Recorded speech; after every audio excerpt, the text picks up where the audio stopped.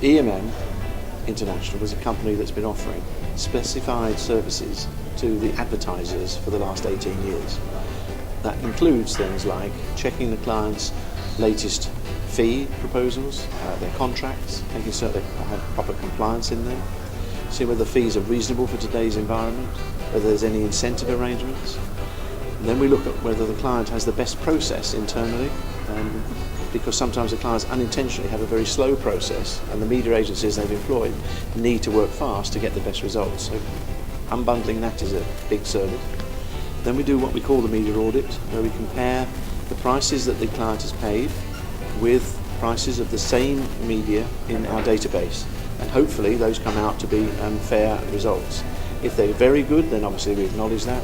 If they need some improvement, we try to find out why that happened. It could be on the agency side, it could be on the client side, so you have to balance these things out. I think outdoor is what I would call part of the scene of traditional media, but events and PR on the whole are not something we'll focus too much on at this stage. Over time maybe, but it's never been to media that linked easily with the auditing process, but we'll have a look in the future. Well, first of all, we're amazed that there is only one player in the media market for media auditing services in India. A market so big and vibrant as this can cope with 3, 4 or even 5 competitors, and we see our trend as being one to expand the marketplace. It may only be 5 to 10% of all advertisers are audited here, whereas in Europe it's at least 30%, in the UK it's 60%, in Japan it's 1%, but in India somewhere between 5 and 10% is a small number of advertisers, and we see the trend changing, not just because we're here of course, but because if there is a slowdown in India, then advertisers will be looking even more closely at the value they get from their media expenditure. So when times get a little bit harder, we are used much more. Although coming from the European arena, if you're slowing down, it's moribund in the European arena, so even your slowdown looks attractive to us. I've got to earn the client's trust. I don't think it's because we're international, I think it's because we're good, and we have to earn our trust in every client and in every country. But once we've done that, then I think the clients will be comfortable to expand what they require from us to help their business across the media spectrum.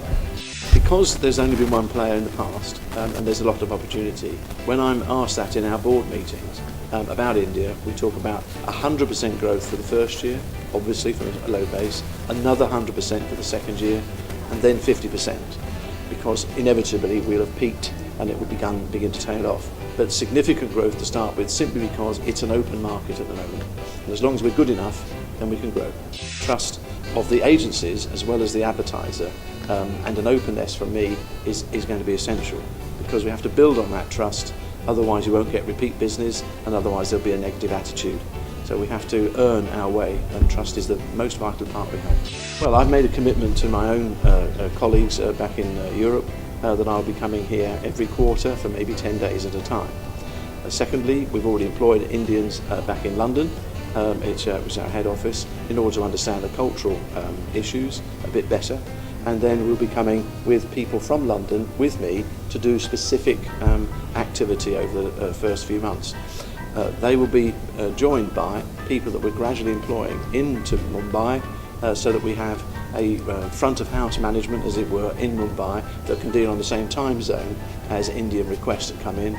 Initially, those requests will come back to London, the work will be done in London and then presented back in Mumbai, and gradually, I hope, and my partner hopes, that we can transfer some of that work directly to Mumbai, and we'll build gradually a full service in Mumbai and possibly Delhi.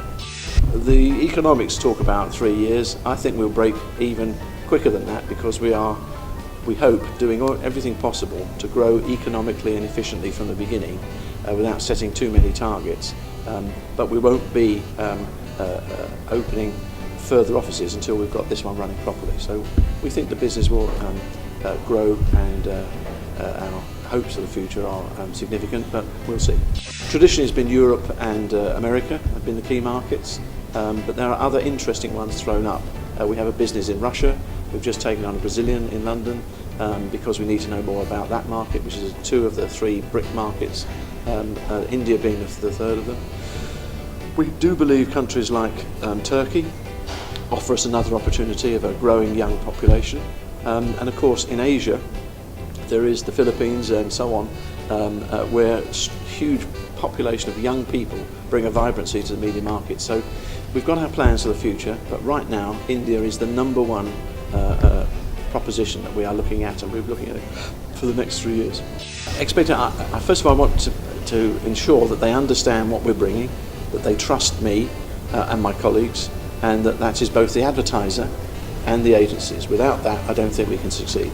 And that is my whole ambition, is to make certain that they understand what our proposition is and they believe in us.